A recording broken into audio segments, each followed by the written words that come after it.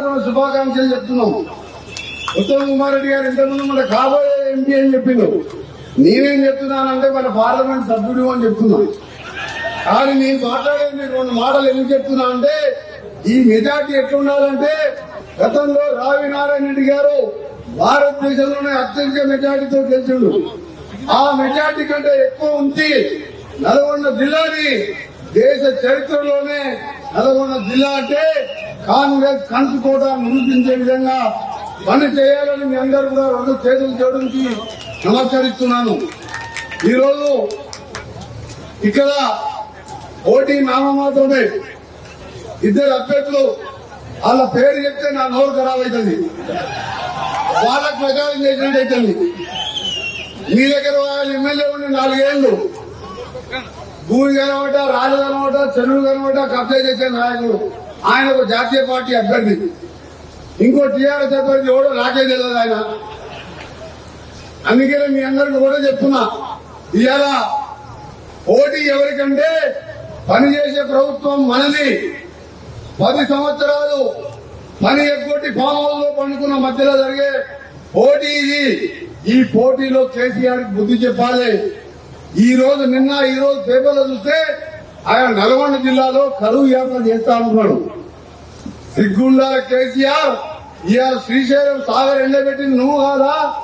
10 సంవత్సరాల కింద కృష్ణా రివర్ బోర్డుని జగన్ కు తాకట్టు పెట్టి ఇవాళ మొత్తం మంచినీళ్లు లేకుండా చేసి ఏఎంఆర్పి ప్రాజెక్టు శ్రీశైలంతో పాటు సాగర్ కింద కూడా నీళ్లు లేకుండా మళ్ళా ఇవాళ దొంగ నాటకాలు ఆడుతుండు. ప్రజలకు పోయే ముఖం లేక ఇలా కరువు చేస్తాడ. కరువు చేసిందే 10 ఏళ్లు పాలించి సోనియా గాంధీ గారు తెలంగాణ ఇస్తే నీ పార్టీని మా కాంగ్రెస్ లో కలుపుతామని చెప్పి మోసం చేసి అన్ని రకాల దళితుని ముఖ్యమంత్రిని మోసం చేసి కాళేశ్వరం దేవుని పేరు పెట్టి ప్రాజెక్టు కట్టి అది 3 ఏళ్లకే కూలిపోయి ఇన్ని మోసాలు చేస్తే నువ్వు చేసిన మోసాలు పాపాలకే ఇవాళ మా కరువు వచ్చింది అప్పుడే. అందుకే అన్ని పాపాలు చేసిన వాడు ఎవరు కూడా దేవుడు వదిలిపెట్టాడు. ఒక్క ఇల్లన్న కట్టినా మీకు 10 ఏళ్ళ ఒక్క ఇల్లన్నా ఒక్క ఉద్యోగం అన్న కట్టిండా? ఇవాళ ఒక్కసారి పేదల గురించి ఆలోచించిండా? సంక్షేమ కార్యక్రమాలు ఆర్టీసీ బస్ ఎక్కే అక్క చెల్లెళ్ళకి వెళ్తూ ఇవాళ గ్యాస్ సిలిండర్ ధర 1200 పెడితే మోడీ గారు ఇవాళ 500 చెప్పి 700 మళ్ళా మీ అకౌంట్ లో వాపస్ చేస్తున్నాం. ఇంకా ఎన్నో సంక్షేమ కార్యక్రమాలు చేసే ఉద్దేశంతో ముందుకు పోతున్నాం. కానీ ఎన్నికల కోడ్ వచ్చింది. కానీ కోడ్ రాకముందే ఇన్ని కార్యక్రమాలు మొదలు పెట్టాం. కానీ అధికారం పోయినా ఆ బాధలో ఆ మైండ్ బ్లాక్ అయి బామార్తులు ఏం మాట్లాడుతున్నా తెలియదు. పిచ్చెక్కినప్పుడు 3వ రోజుకెళ్ళే మన ప్రభుత్వం వచ్చిన 3వ రోజుకెళ్ళే ఏమై అంటున్నారు. రఘువీర్ అని చెప్పి నేను దగ్గరే పట్టుకొని మా నాయకులు అందరూ వచ్చింది కదా. ఉత్తమ్ కుమార్ రెడ్డి గారు 100 మందిని రమ్మంటే 100 వెహికల్స్ వస్తున్నారు. నేను చెప్పిన వస్తే రాగాని నాకు 80,000 నుంచి 1,00,000 మెజార్టీ కావాలని చెప్పిన మా నాయకులు, మా మున్సిపల్ చైర్మన్, మా జడ్పీటీసీలు, మా టౌన్ కాంగ్రెస్లు అందరూ వచ్చారు. నేను అందుకనే చెప్తున్నా ఇవాళ మా ఇద్దరి మధ్యలో పోటీ ఉత్తమ్ కుమార్ రెడ్డికి నాకు. ఆ తర్వాత బాధ్యత జానారెడ్డి గారి కాన్స్టిట్యూన్సీలో సాగర్ కాన్స్టిట్యూన్సీ ప్రజలకు ఇక్కడున్న నాయకులకు చెప్తున్నా, వేదిక మీద ఉన్న నాయకులకు చెప్తున్నా, యువ శాసనసభ్యులు ఉన్నాడు మళ్ళీ ఇంకా మీకు తోడుగా మీకు ఎంపీకి వస్తున్నాడు కాబట్టి మీది హైయెస్ట్ మెజార్టీ ఉండాలి. 1,00,000 మెజార్టీ దాటాలి సాగర్ కాన్స్టిట్యూన్సీలో. ఓవరాల్ గా 6 లక్షల మెజార్టీగా టార్గెట్ గా నేను ఆలోచిస్తున్నా ఒకటే. అందుకని ఇక్కడ ఇక కేసీఆర్ గురించి తిట్టినా వేస్తూ మోడీ గురించి జీతాలు ఇచ్చినవా 15వ తారీఖు దాకా జీతాలు ఇవ్వని పరిస్థితి. ఆ విధంగా 7 లక్షల కోట్లు అప్పు చేసి కమిషన్ల కోసం ఈరోజు రాష్ట్రాన్ని నాశనం చేసి అప్పులపాలు చేసాం.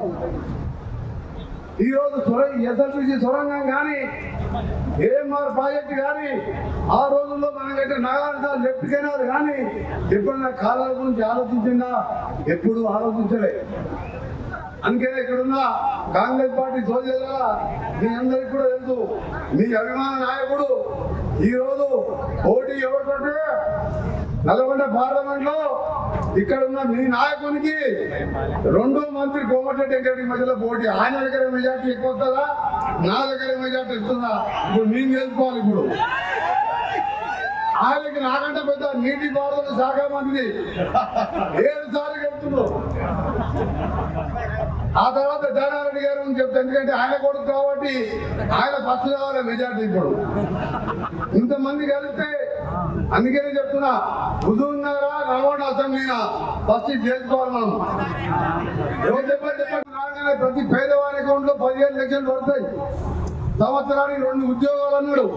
అవన్నీ పక్కన పెట్టి పొత్తులు అయితే రాముడు దేవుడు అని చెప్పి ఇవాళ మత ఘర్షణలు నిలబట్టి ఓట్ల కోసం లబ్ధి పొందుతుంది. కాబట్టి ఇక్కడ అందుకనే మాకు పోటీ పెద్దగా లేదు. కాబట్టి ఇలా మాకే పోటీ పెట్టుకుంటుంది. ఇక్కడ వేరే పార్టీతో పోటీ లేదు కదా. మనకి క్యాండిడేట్లు ఎవడో పనికిరాని క్యాండిడేట్లు, వాళ్ళ గురించి కాదు. ఇలా ఉత్తమ్ కుమార్ రెడ్డి అయినా లక్ష్మీనరసింహ స్వామి ఎంతో పరిస్థితి కాచిన మహిమ గల్ల లక్ష్మీనరసింహ స్వామి దగ్గర పూజ చేసినాం.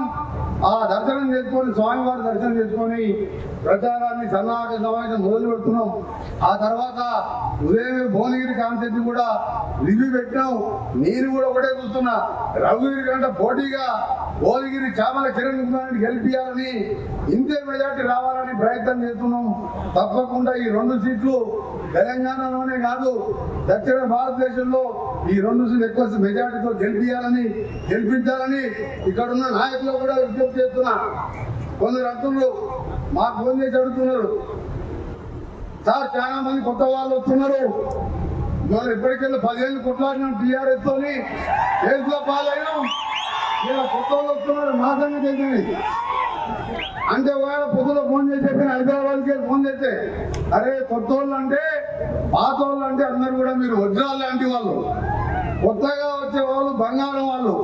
ఎందుకంటే అన్న కూడా మంచోళ్ళనే తీసుకుంటాం. వజ్రాలు బంగారం కలిస్తేనే అది వైద్యంగా మారుతుంది. ఇవాళ కేసీఆర్ అనే పార్టీ ఇక ముందు భవిష్యత్తులో ఆ పార్టీ ఉండకూడదు.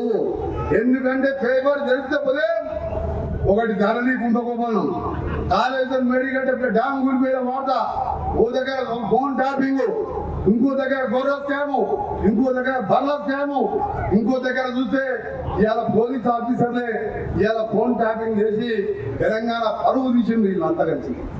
అందుకే ఇలాంటి పార్టీ నాకు తెలిసి దుకాణం మందైనట్టే లెక్కది. కాంగ్రెస్ పార్టీ ఖచ్చితంగా 15-20 సంవత్సరాల అధికారంలో ఉంటుంది. పెండింగ్ ప్రాజెక్టు ఉత్తమ్ కుమార్ రెడ్డి గారి నాయకత్వంలో ఎస్ఎల్బిసి సొరంగంతో సహా రావణ వెళ్ళిన ప్రాజెక్టే కాదు, మీ దగ్గర తేలిండి వరకు నీళ్ళు వచ్చే విధంగా ప్రాజెక్టు పూర్తి చేద్దామని, అలాగే మరొకసారి చివరిగా ఉత్తమన్న కానీ జానారెడ్డి గారు కానీ మరొక బొక్కల లక్ష్మారెడ్డి గారు ఈ రోజు 50,000 మెజార్టీతో ఎమ్మెల్యేగా ఉంటుంది. అందుకనే మేమందరం ఉన్నాం. మీతో పాటు మాకు కూడా గౌరవం రావాలంటే అందరం కష్టపడదాం. గెలిచిన తర్వాత 5 ఏళ్ళు మీ అందరినీ గుండెల్లో పెట్టుకొని చూసుకుంటామని మీ అందరికీ హామీ ఇస్తూ సెలవు తీసుకుంటున్నా. జై హింద్, జై కాంగ్రెస్. వెంకన్నకి ధన్యవాదాలు.